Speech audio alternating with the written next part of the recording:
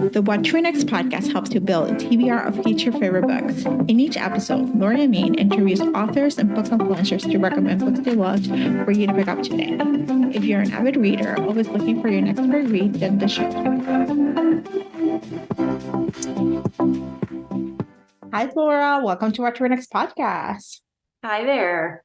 So happy to have you here. So tell us a little bit about yourself. I live in Idaho. I'm married. I have 2 cats, no kids, but 2 cats. And I write historical romance novels. I don't know what else to say. This is great. So tell us what led you to start writing historical romance novels. Like, what was were you a fan of history or Regency or like Pride and Prejudice? What was the seed? Oh, yeah. I've always been a fan of history and I've always been a fan of romance. And it just seemed like a perfect combination for me. Mm-hmm. So when I decided to start writing, I got an idea and I was like, oh, this is a historical romance. Okay. And I just started writing. It wasn't a conscious decision, but it just seemed to be a natural fit. Yeah. And so what's the favorite time period for you to write? I write in the 1890s. I love anything late Victorian. I love Edwardian.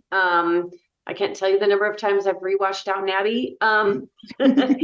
That's my favorite. I like Regency too, but late Victorian's my favorite. Yeah, I like that too. I think it's an interesting time period because there's innovations that happen and during that time period that we take for granted now that we're like, that was like brand new information, you know? Exactly. Well, and I like it too because there's a lot of potential for stories in late Victorian because there's a real clash between cultures, really. I mean, they're really modern meets up with traditional, and a lot of conflicts coming out of that. Women were starting to actually work in ways they had never done before. Women were becoming secretaries and not as much before the World War I, but somewhat.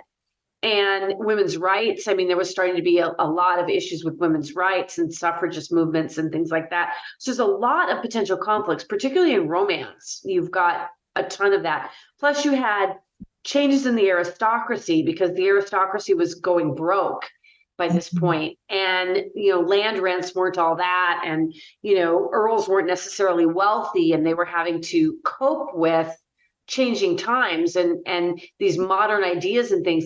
And so there's a lot of potential for stories that I didn't see that kind of potential for myself in Regency, which is one of the things that drew me to the Victorian age. I love the innovation. I love the inventions. I love all the modern, the movement of society was much faster at this point than it had been. And so I really love it from that standpoint.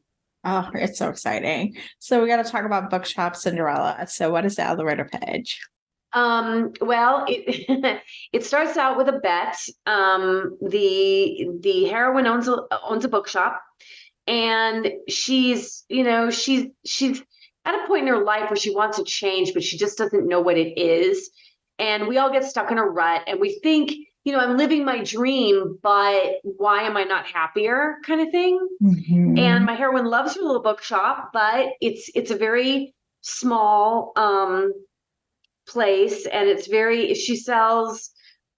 she doesn't sell like exciting, new fiction. She sells, books on Latin and things like that. I mean, she sells rare books and things like that. So it's not the most exciting job in the world for her, even though she loved it.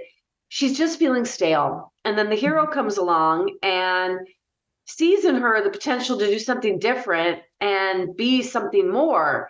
And she's like, get out of here. And then I won't say what happens, but a disaster happens to her shop and she has to change course a little bit. And so she cooperates with this bet. The hero's bet his friends basically that he can turn her into, a diamond of the season.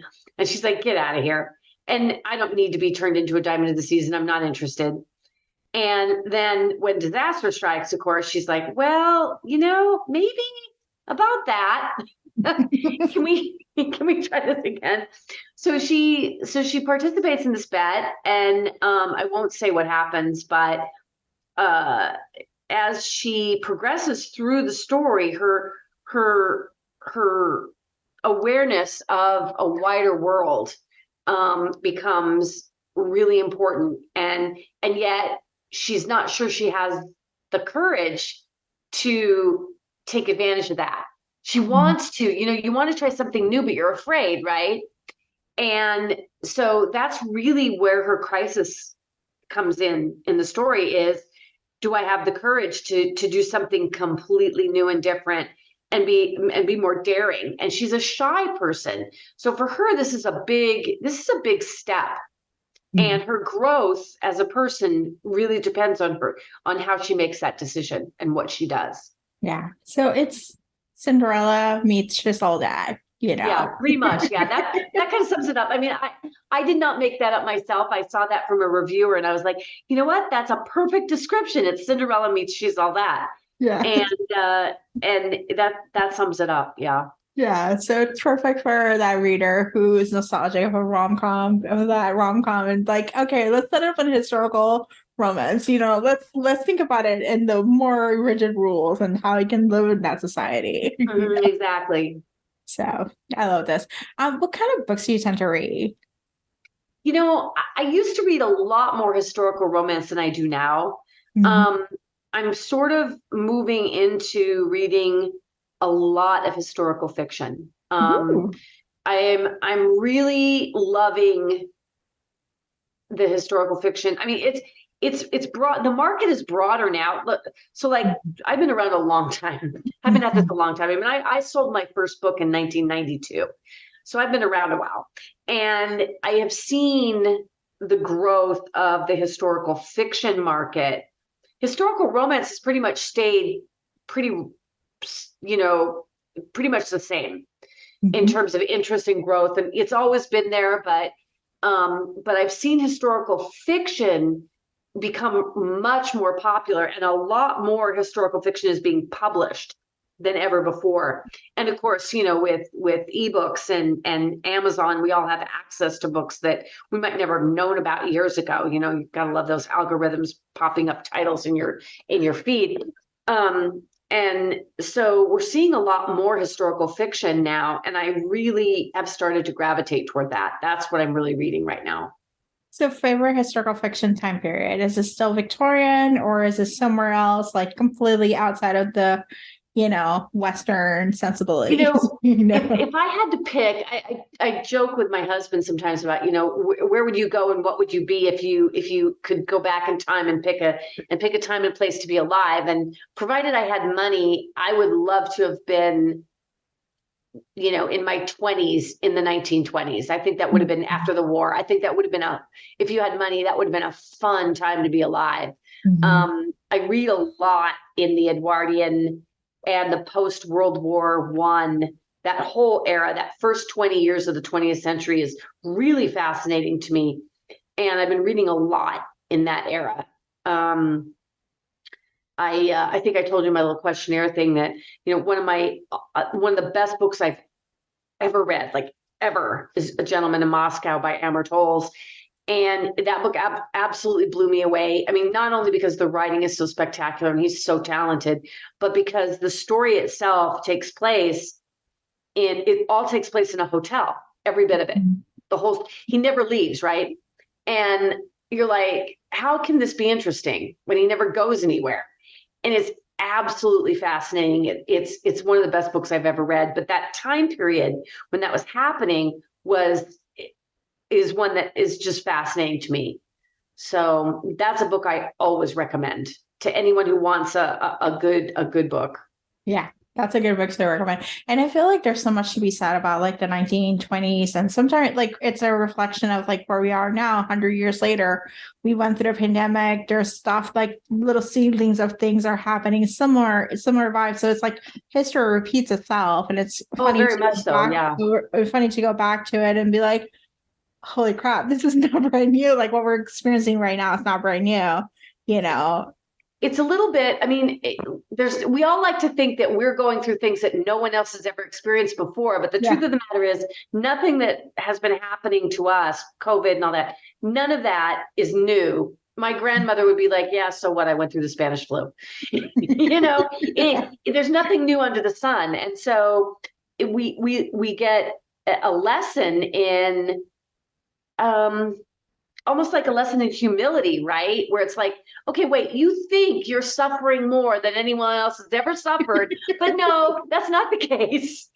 Welcome to life. Yeah. Welcome to life. Yeah, that is for sure. Do you have any other books to recommend, or is The Gentleman Moscow is the one that you're like, everyone must read this? I have tons of books I can recommend in historical fiction that I've been reading lately.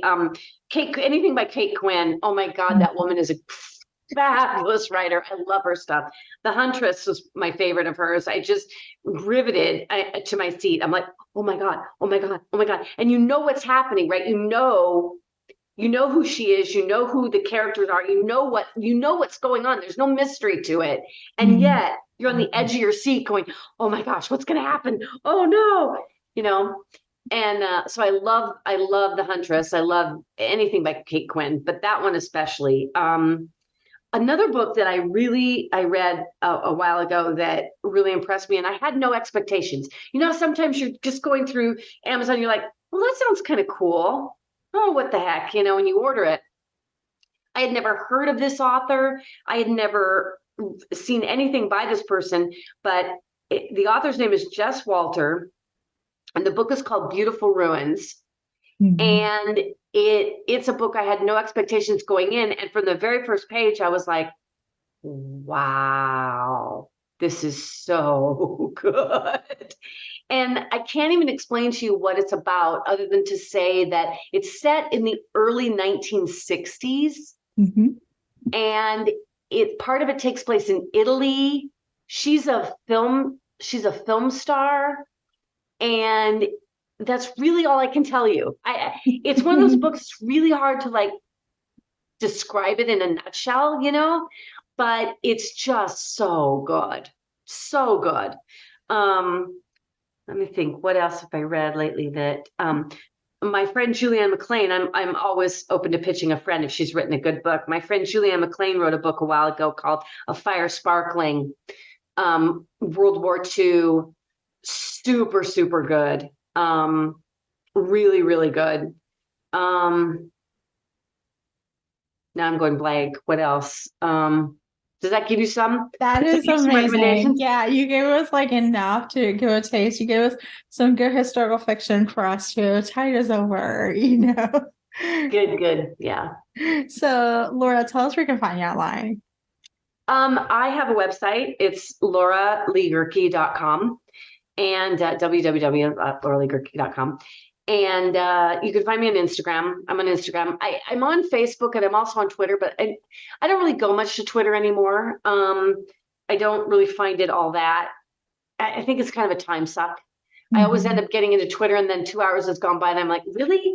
And so I don't go to Twitter too much anymore. But and Facebook too. I pop in and pop out, but I'm not there as much. You will always be able to get through to me though through my website, or people can subscribe to my newsletter. I have great contests. I do book giveaways a lot, and I do contests on my website.